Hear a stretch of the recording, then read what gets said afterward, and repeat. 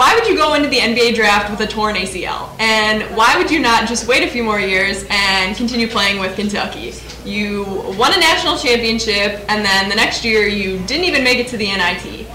Why on earth would you enter the NBA draft going into it, especially thinking that you would be chosen as number 1? That's not going to happen. You have a torn ACL, and you should not be frowning and making negative comments and facial expressions when you have a torn ACL and there's absolutely no chance that you would be chosen as number 1. What are you doing? And so, yeah, go Tar Heels!